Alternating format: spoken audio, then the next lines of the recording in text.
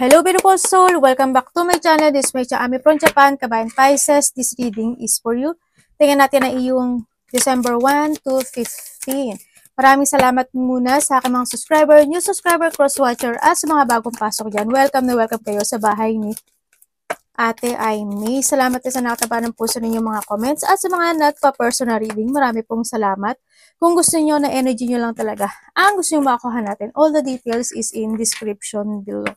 Paki-check na lang. General reading tayo ha, Pisces. General reading. Kunin mo lang ang sayo at itapon na ang hindi naman sayo. Maring vice versa, energy mo, energy ng person mo, energy ng malapit sa puso mo. Nangyayari, or mangyayari pala. Use your own intuition, lawakan nyo ang inyong isipan. Ano man ang gender mo, ano man ang edad mo, wala sa baraha, ang kapalaran nasa sa inyo pa rin itong desisyon. Energy reading ito, hindi ko binanggit ang pangalan mo, hindi mo ito personal reading. Hindi ka nag-iisang energy sa mundong ito, kaya kuhanin mo lang yung para sa iyo. Nagsasabi ako dito ng mga warning sign, kung gusto mo is positive lang ang madinig mo, maybe this channel is not for you.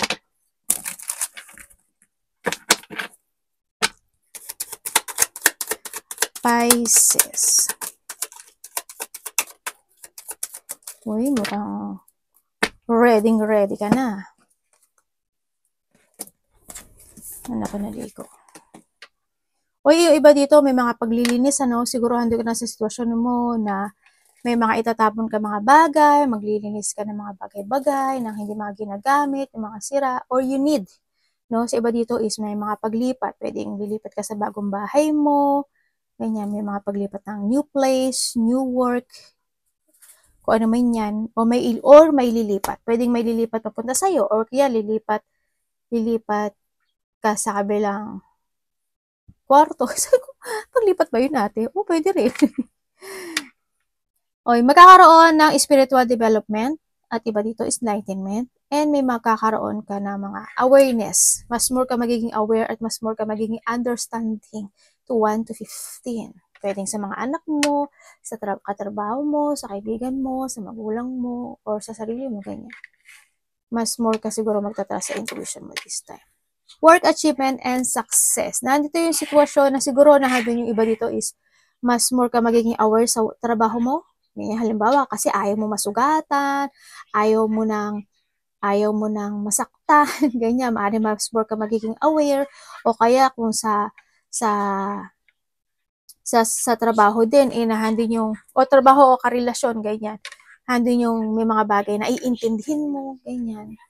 May mga bagay karoon ng paghahandaan o pinaghahandaan dito sa sitwasyon, or you need, no? And may mga achievement din ako nakikita sa iyo. Wala, November. November, last month to, no? When it comes to November kasi is 11 minutes, 11 hours, 11 days, 11 weeks, 11 months. Or in a past November, or sa susunod na November, pwedeng ganon. Ibig sabihin dito is, changes kasi to no? Yan, magkakaroon ng mga changes in your situation. Pwede when it comes sa work, or karelasyon, or someone who's connected sa'yo, maaring ikaw ang magiging cold, or someone is magiging cold. Pwedeng ganon. Diba? Andun din yung situation na you need to be aware din kasi maaring magkakaroon ka ng mga ubo, sipon, kasi pag change of climate, change sa mga klima, diba? Ubo, sipon, masakit ang lalamunan, lagnat, masamang pakiramdam, pwede ka na. You need to be aware din ha, ingat-ingat lang din kayo. Diba dito ano to, siguro night shift kayo? O kaya may mga worrying situation ako na nakita sa iba. Ay, oo nga, meron. Andito si Tandang. Diyos mayo. Ingat ka, may mga arroganting tao. Sana hindi ikaw ito. Diba? O kaya basta may mga taong hindi makikinig, matigas ang ulo, or magiging arrogant.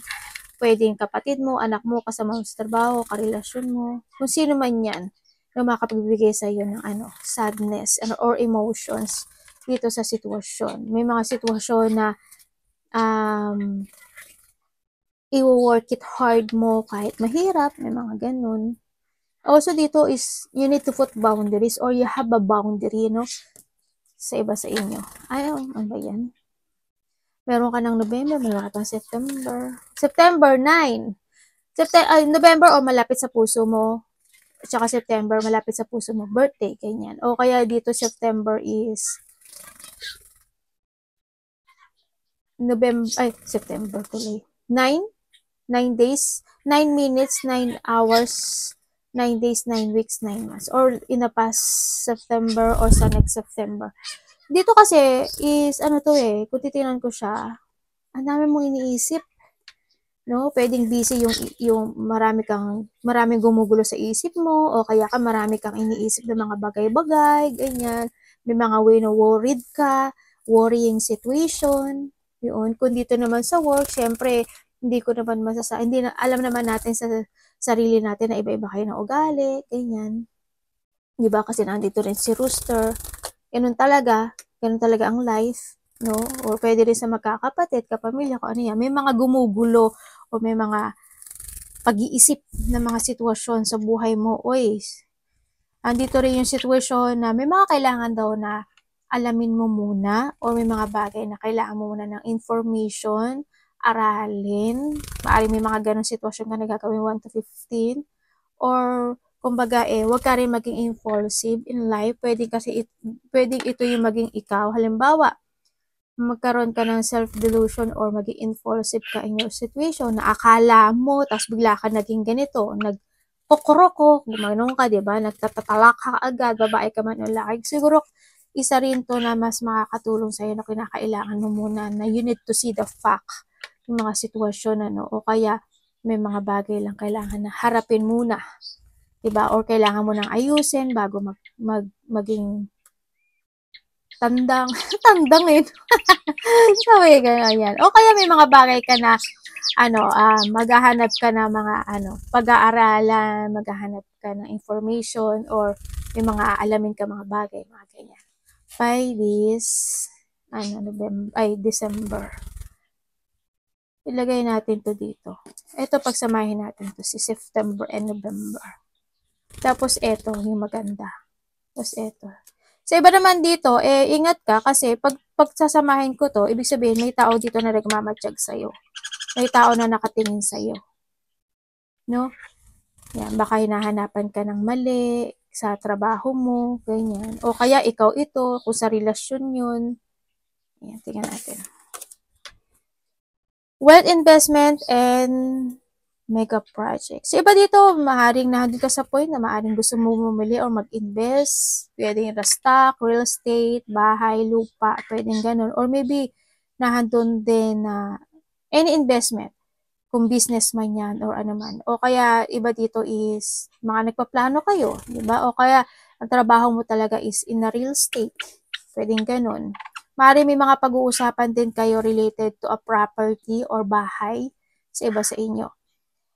Ay, commitment.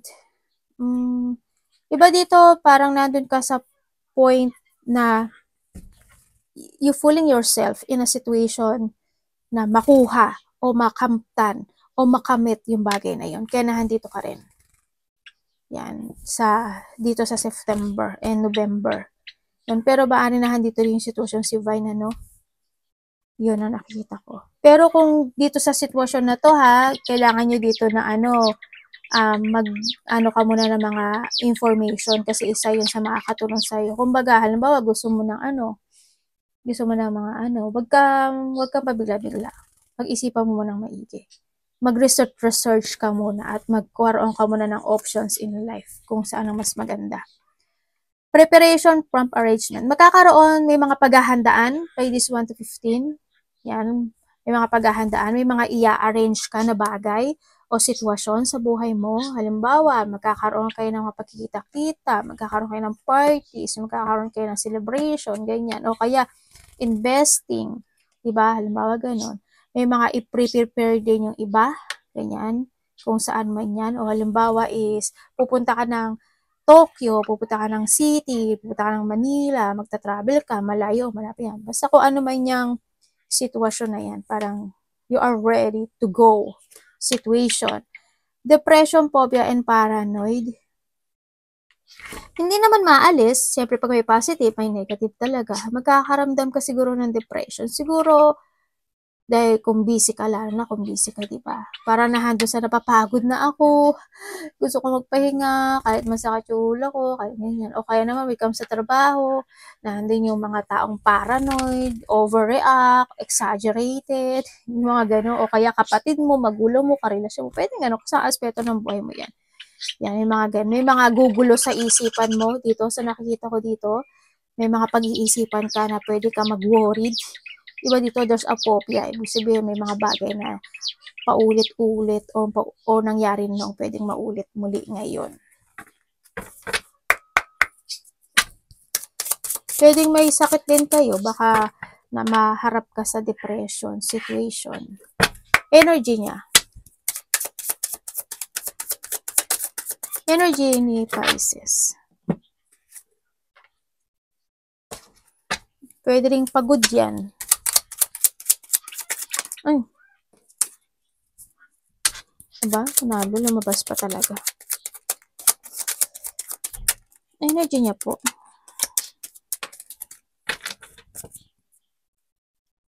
Anak, binasa mo na si Mami. Yung anak ko, bagong ligo siya. Wasak ko. Naggaganon-ganon siya. Nagpapatuyo siya ng pakpak niya, balahibo niya sa balikat ko. Basa na ako. Okay, dito, ang energy mo, bakit stress ka? Baka pagod ka, no? Alam mo yung kahit na dito ka sa sitwasyon mo na, halimbawa, pagod ka, nahihirapan ka, stress ka, depressed ka, you feel burden, pwedeng ganun. O kaya naman hindi ka gano'ng makatulog, pilit ka nagpapakatatag or pilit ka tumatayo or nagfo-focus in your situation. Nandun ka sa point na yun. Pinipilit mo yung sarili mo in a situation. Parang ganito. Yan.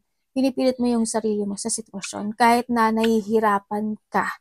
Halimbawa, kahit puyat ka, wala kang tulog, nagigising ka sa umaga o kaya night shift ka, pipilitin mo yung sarili mo para makapasok ng trabaho, pwedeng ganun, no?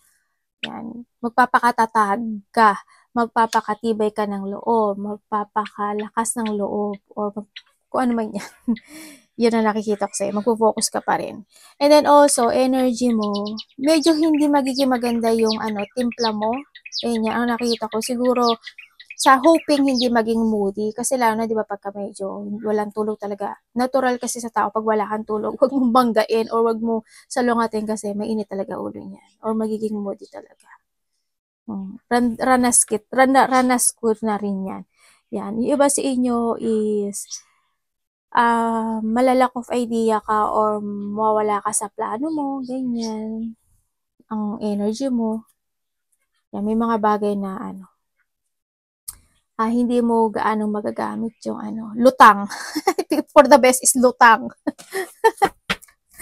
Tingnan natin ang parating. Ang parating sa universe. Parating kay Pisces.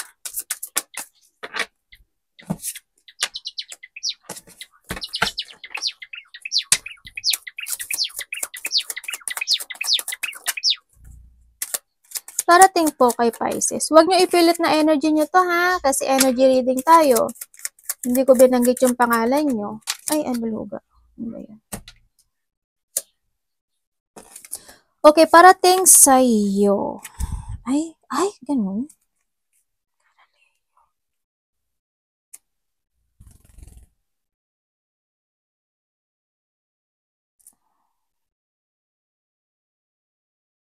Universe, explain mo nga to sa akin.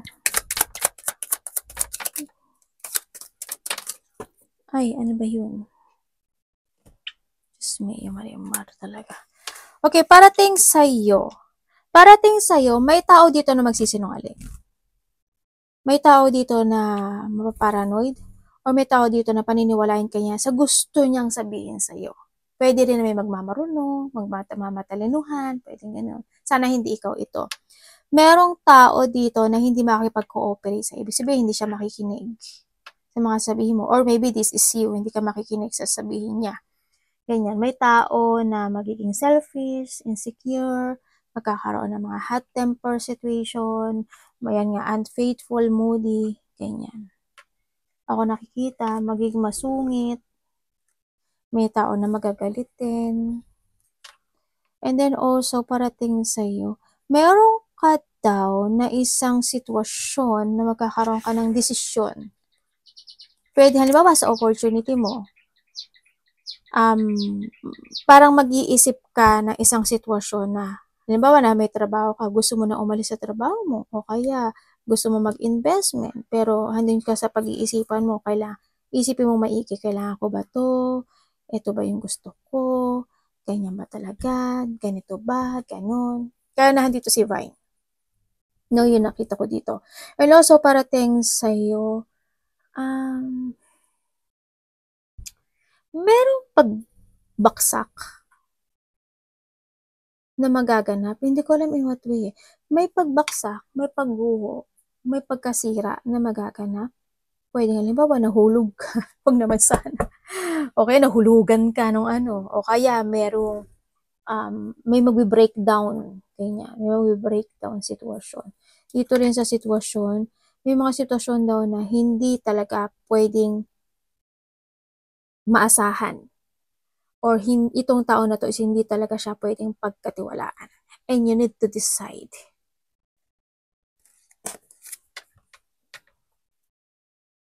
Ate, ano bang ibig mo sabihin? Ibig sabihin gusto mo naman.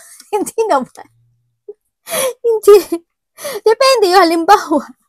Halimbawa, yung kapatid mo, hindi mo pwedeng pagkatiwalaan. Yung karelasyon mo, hindi mo pagkatiwalaan. Kumbaga, ulit-ulit na kiniloko ka na niya niloloko ka na niya noon pa, tapos nalokohin ka na. Example ko lang, yon di ko naman sinabi na. Yun, na nakikita ko ha. Pwede yung kasama mo sa trabaho, hindi mo siya pwedeng pagkatiwalaan. O kaya kasi nahandito to, di ba? O, ibig sabihin, kasi nahandito to, ibig sabihin, halimbawa, kung magkakaroon ka ng mga investment, huwag ka agad magtiwala. Mag-seek ka muna ng information talaga kasi baka mamaya maloko kayo, mga ganun sitwasyon. Inday, ito, dudong. Ganun ha, mag-ingat-ingat ka. Advice lang naman to sa'yo.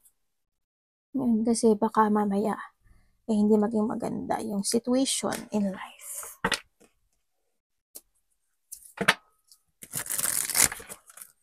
May magsisinungaling talaga.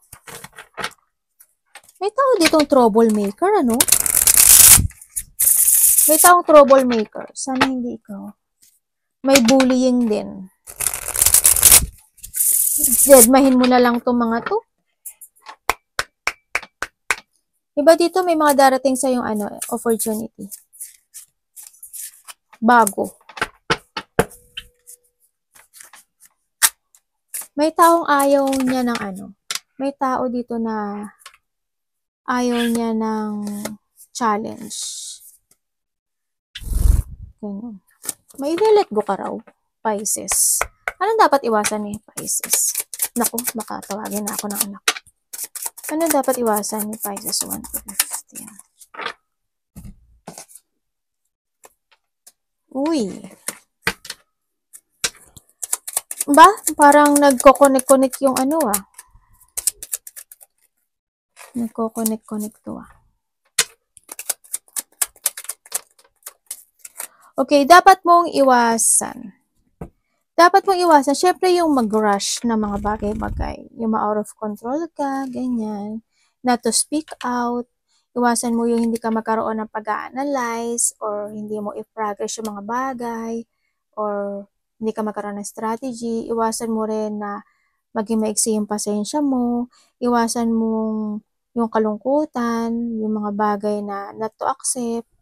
Iwasan mo rin yung i-delay yung mga bagay, pwede naman gawin ngayon, bakit bukas pa, mamaya pa, ganyan. Ma-out of control ka, no? Iwasan mo ma-stagnant or hindi ka maghigpit sa buhay, lalo na sa pera mo, ganyan. O kaya sa sarili mo, syempre, no? Sa sarili mo, kung sa sa self-care or self-love. Yan, iwasan mo yung mga tao na kung hindi ka nila naiintindihan, ikaw na lang umintindi. Ganyan. Yan, iwasan mo is not, hindi ka maging independent when it comes to yourself. Independent ka naman. Ang Pisces kasi is very independent talaga. Siyempre, Alam mo yun, yung may mga bagay kasi na kailangan din na ng support with someone. Ganyan. Kung kinakailangan, di ba, why not? Pero nasa sa'yo pa rin yun. It's your life. Yun. Iwasan mo, syempre, yung not to be stable. Ay, baluga. Iwasan mo rin yung pagkaroon ng mataas na pride or yung mga taong matataas ang pride. Kamusta po ang love ni Pisces? Love, kapatid, anak, magulang, karelasyon, kaibigan, pamilya. Love ni Pisces. Uy, tingnan mo. Devil. Ay, kalal talaga.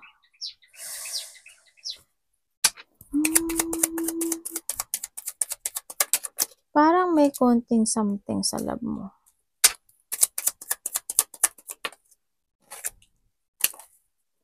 Love.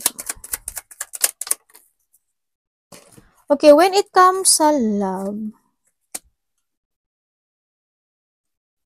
kung kayo is single, sa mga single dyan, may darating sa buhay mo. Ay, bakit gano'n? Universe. Pwedeng friend mo siya or kilala mo na siya, pero mag-ingat ka pa rin sa kanya. Basta mag-trust ka lang or pwedeng makilala mo siya friend to friend, ganyan. Or in a small gathering, pwedeng ganun. Pero mag-ingat ka sa kanya kasi para may pagsisinungaling or may mga bagay na hindi siya sasabihin. Kumbaga, sabi nga dito, di ba, seek information. Lure, sabi ka, arte ni ate. Yan, no? Kaya, ingat ka pa rin kasi nandito na si Devil. Sa mga single yon ha? Sa mga nagkahiwalay naman dito, sa nakikita ko dito, you're na options in life, no? Sa mga nagkahiwalay. Ibig sabihin, naging option ka, pero nagkaroon ng attraction with someone, naging makasarili or sakim itong tao na to, nagkaroon ng pagsisinungaling, pero gusto niya makapag-ayos sa'yo. There's a third party, pero gusto niya mag-apology, or gusto, ba? Basta mag-ingat ka pa rin. Ingat ka pa rin. May malalaman, may sasabihin daw siya sa'yo. Or ikaw ito, parang nandun ka sa point na gusto mong magkaroon ulit kayo ng connection at dahil may gusto kang malaman talaga sa kanya at gusto mong magkaroon ng clarity sa kanya. No? Vice versa. Basta vice versa tayo. And then, kung kayo is in relationship, maaaring nagkakaroon kayo ng thinking when it comes, halimbawa, nag-iipon kayo ng pera, o kaya nagtiting na kayo ng in advance, o kaya, halimbawa, sabihin nyo, mag-ipon tayo ng pera para mag-travel tayo, mag-ipon tayo ng pera para ganito, para ganyan, para ganoon. Nandun ka sa point na yon, ano? There's a love, yun. May mga wishful thinking dito pagdating sa relationship, nandun din yung mga nagde-daydream o nagpapantasizing kayo, andun din yung attraction nyo sa isa't isa, pero magkaiba kayo ng energy. No, andun din yung situation na panalo pa tayo. Sana hindi magkaroon ng ending yung relationship. Sana lang kung magkaroon man ng hindi pagkakaunawaan, habaan nyo na lang. Pag-usapang maigi, no? Sa nakita ko dito. Isa sa inyo may ililihim. Maglilihim. Halimbawa, may hindi siya sasabihin sa'yo. Halimbawa, yung pala may kikitain siya ng mga kaibigan or pwede rin na may kikitain siya na someone. Ganyan. May mga sitwasyon na hindi niya sasabihin sa'yo. Or maybe this is you. Ganyan. Sa nakita ko dito. Sana walang third party. Sa iba may third party to. Sa iba kasi it's more on obsession, ganyan. Someone is obsessed. Anak, ay, may sakit ka, anak? Ba't ganito yung mo, may sakit ka? Someone is obsessed or meron siyang bad habit. Tingnan natin yung money. Chutumante, money ni Pisces. Uy, show the sign. Show me. Chutumante, anak. Anak ko naman, konti na lang .ちょっと待って。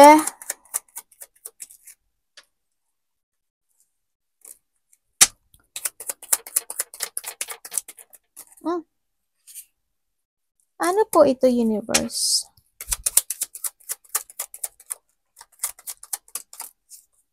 Baluga.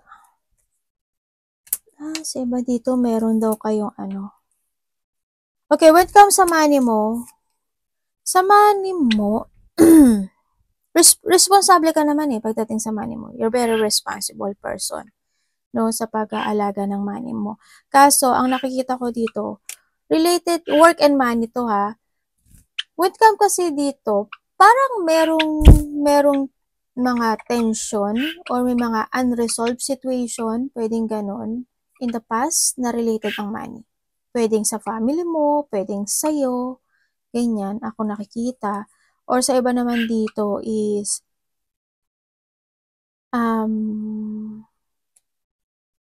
may paglabas ng pera. Kasi may nakikita akong empty or madidrain ka. O pwede naman na madidrain ka kasi pagod ka.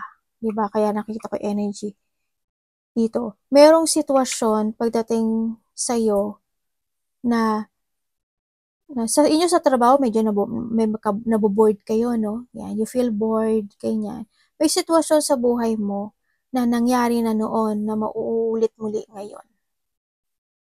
Hindi ko alam kung saan aspeto ng buhay mo. Pwedeng sa pera, pwedeng sa relasyon, pwedeng sa trabaho. Ganyan ang sabi dito. So, iba dito, happiness, kasaganaan, fortunate outcome, may mga wish come true na makakamit pagdating sa pera kasi there's a new beginning happening to your life. Ibig sabihin, may mga problema na matatapos, pero may paggastos din ako na nakikita sa'yo, ha? Yun. Ingatan nyo na lang. Iba dito nagsisave ng money. O nga, no? May hihingi sa'yo ng tulong.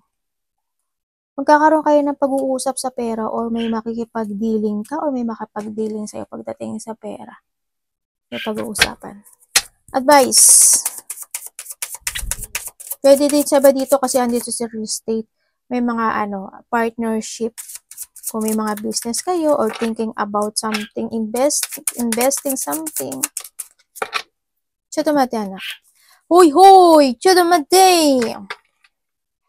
あとこれ最後よ。ちょっと待ってよ。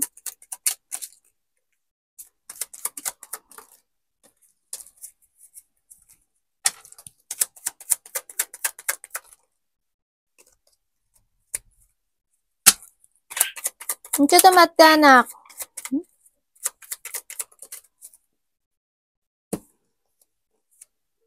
Okay, hindi mo na advice Okay, may mga biglaang magaganap o mangyayari sa'yo.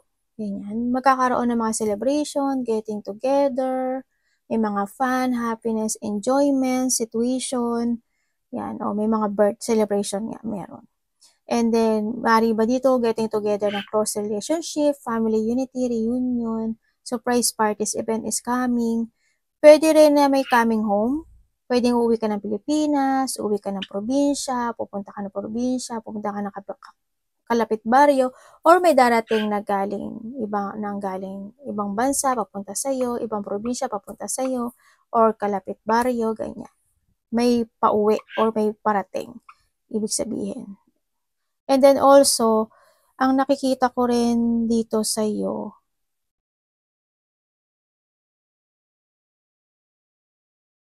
magkakaroon ka pala ng magkakaroon ng mga bagay na matatapos. Kumbaga, there's a healing situation. Kumbaga, handun na rin yung you will find peace this time. Makakaratam ka ng peaceful of mind. And then, magkakaroon ng may moving on. Ako nakita. Yun. Sa iba naman sa inyo, may achievement daw. Maliit lang siya Pero at least may blessing. Yeah, may mga achievement ka raw na marireceive. May tao makipag-communicate sa'yo. Biglaan. Material success, yes, meron. May hinihintay ka. Okay, when it comes to advice, make a plan. Make a plan. Ay, may bully pala ako nakita. Make a plan. Don't isolate yourself. And then, you need to focus to yourself, self-care. Huwag ka lang maghintay ng mga sign, don't be stuck. Iwasan mo, hindi ka magtrust sa intuition mo kasi may mga bagay o may mga sitwasyon na pwede siyang ibigay sa'yo na sign, repeating numbers, song, or by the someone, ganyan.